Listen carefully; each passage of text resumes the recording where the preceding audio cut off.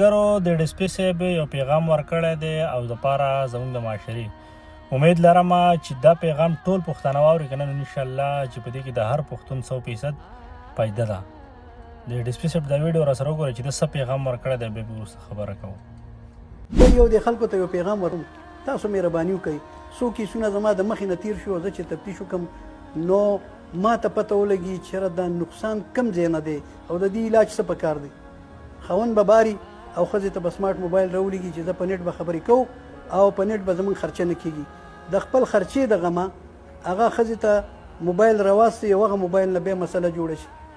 مهرباني وکړئ چې د خپلو ښځو ته سمارټ موبایل مه رالیږئ. د پلار په نمبر دی ورسره خبرې کوي، تا سره د رور په نمبر دی تا سره خبرې کوي او د دغې نه بیا وروسته ډېر لوی مصیبت جوړ شي او هغه بیا ستاسو د کنټرول نه وي او موږ ته هم درد سر جوړ شي. هغه زه تاسو ته د یو څو کیسونو که زه تاسو ته یم ضرورت نشته، زه د چا بېعزتي نه کوم، زه د چا حیا نه علم او صرف نچوړ درته یو خبره کوم چې د خپلو زنانو ته سمارټ موبایل په لاس کې ور نه کوي. ټول مصیبت د دې نه جوړ دی.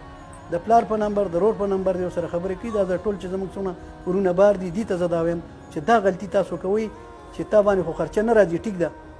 موږ سره دا ویډیو وکتله او په دې کې ډېر یو اهم پیغام پروت دی. امید لرم چې ټول پښتانه وي پوه شوي یئ. موږ له پکار د ملګرو چې زموږ په معاشره کې څومره هم نیګټیو کردار راځي دی شي که نه چې موږ د هغې شي نه ځان وساتو. اوس مثال که موږ سوچ وکړو که نه نو د سوشل میډیا دور دی. په ټیک ټاکو کې په 100 کې 60% جنکۍ چې دي هغه پښتني دي. ولې پښتني دي؟